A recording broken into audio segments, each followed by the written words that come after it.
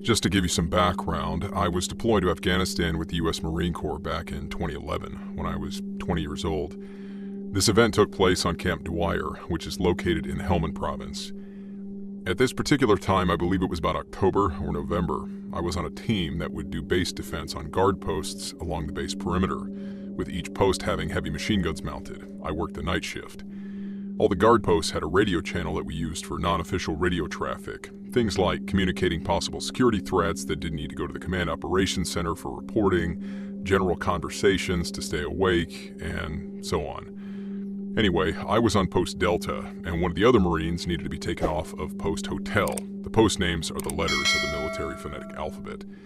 Something worth noting about Post Hotel is that it's located within the Afghan National Army compound that was attached to our base.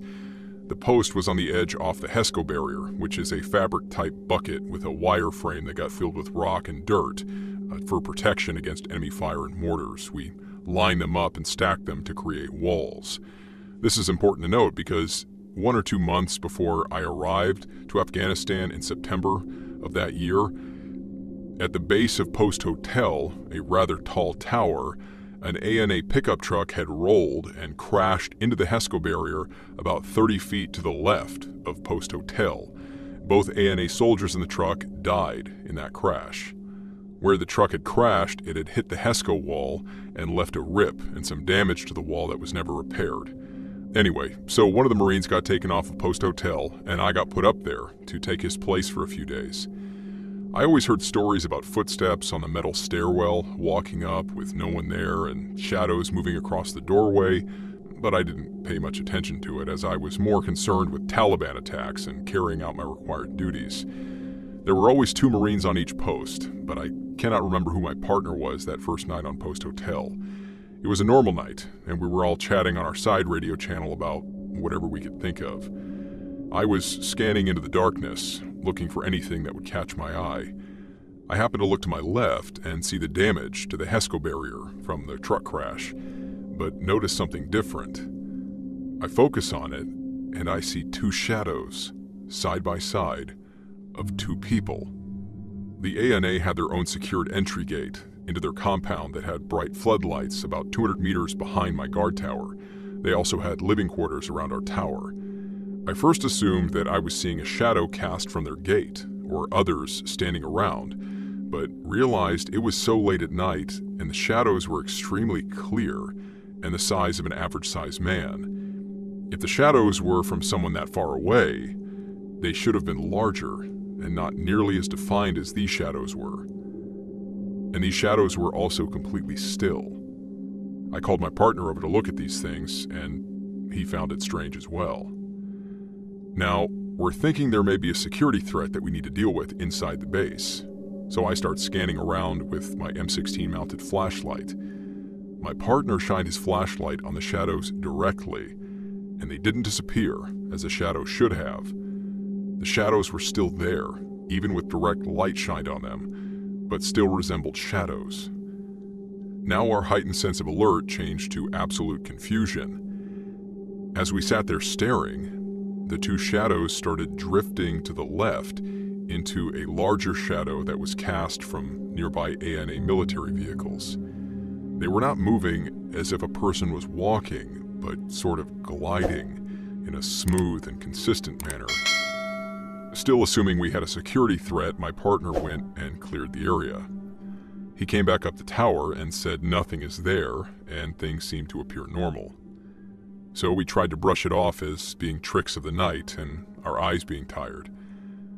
But a few minutes later, we saw the shadows again, and they slowly drifted back again in the same exact way as previously. We sat around talking about it for a few minutes before I mentioned it to the other Marines on the other guard posts on our side channel. I told them what had happened. I mentioned that it occurred about 15 minutes ago. One Marine, I can't remember who it was a devout Catholic. He asked me in a concerned voice, "You said this happened about 15 minutes ago?" I told him yes.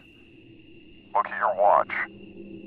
I looked down at my watch and it was exactly 3:15 a.m. Having always been a believer in ghosts and paranormal entities, My heart began pounding as I started to think that I could have just witnessed a ghost firsthand at 3 a.m. Exciting, yet terrifying at the same time.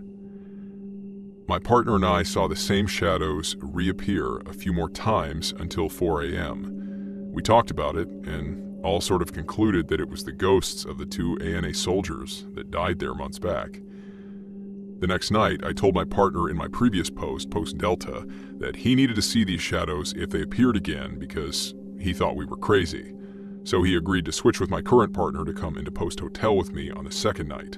His last name is Williams. I haven't asked him if I can use his full name for this, so I'll just refer to him by his last name. So that night, Williams and I do our changeover with the shift being relieved. The night goes quietly, with nothing occurring until 3 a.m.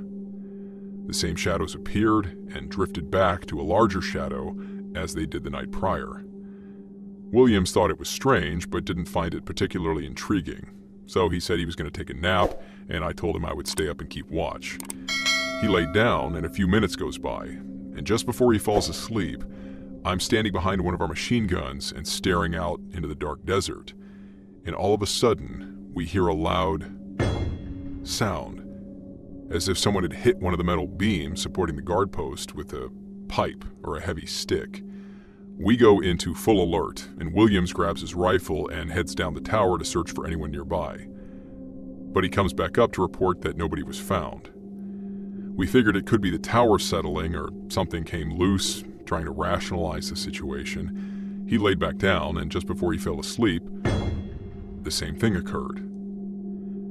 Now we are both staring at each other, wondering what the hell is making this sound. We told the other Marines on our radio side channel, who were mostly becoming alarmed at hearing this noise coming from our guard tower.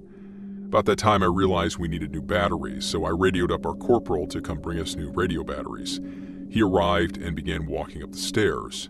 Williams peered over the steps and watched the corporal walk up. And when he got upstairs, Williams asked him if the sergeant was with him too. The corporal said that it was just him, and that the sergeant was back at the Command Operations Center. Williams, who happens to be a man with a rather dark complexion, he suddenly turned a much lighter skin color and stumbled back to sit down. We asked if he was okay, and he said that he had seen someone walking up the stairs right behind the corporal. We were all terrified, and Williams certainly believed us at that point because he saw something that was so real but unexplainable. But it didn't end there. I refused to go back to Post Hotel the next night, and I was put back on Post Delta. I didn't observe anything else after that. A few weeks goes by, and nothing strange has occurred. A Marine named Kyle, who I'm still friends with, was on Post Bravo. After the quiet few weeks, he reported to us that he was sitting on the back steps of his post taking a break. He said that he had lit a cigarette and was just looking around, and he noticed some dust get kicked up on the dirt berm underneath some barbed wire fencing. At first, Kyle said that he thought it was from a desert jackal because we had those dogs howling in the night and scrounging for food near the base. Normally, it wasn't anything strange. But then he said that the dust cloud rolled down the berm and got larger, and finally, it took up the shape of a person walking. He continued to explain that he could see definite legs walking and arms swinging, and the dust cloud shaped into a person-like figure. He said that it just dissipated after it had walked across the dirt road.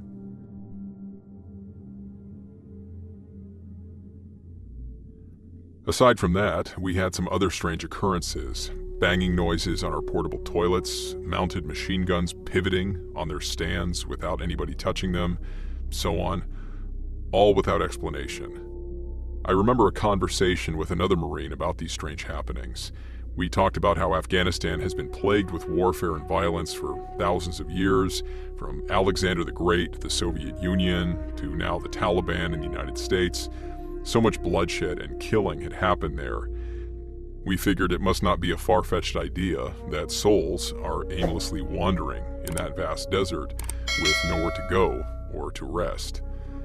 And I was talking to some Afghan interpreters that the Marine Corps contracted for missions. They said that they had seen and heard things that are not there. They spoke of battlefields from when the Soviet Union invaded the country, and some nights you can still hear the screaming and fighting, despite the battles having been fought more than 40 years ago.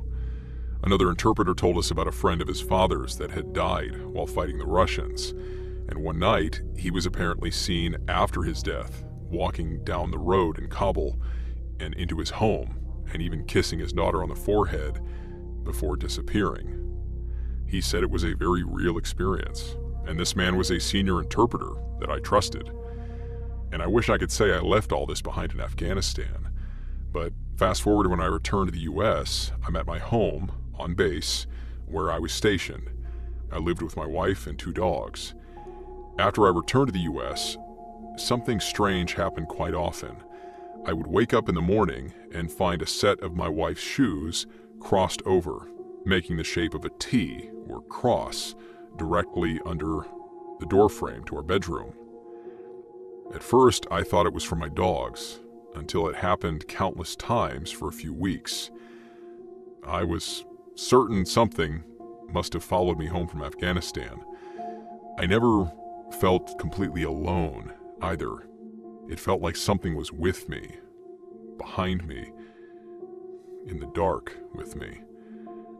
It honestly scared the hell out of me. I had to turn on the lights as I entered rooms and refused to walk in the dark. For years after leaving Afghanistan, I was terrified to be awake between 3 a.m. and 4 a.m. because I didn't know what could happen or if I would see something else. I have many other stories and have always been a firm believer in the possibilities of the unknown. I don't know what's out there, but I believe there is something that we cannot wrap our human brains around yet. But I do believe that we are not alone, and I have personally experienced it. In the last few years, I've been okay though.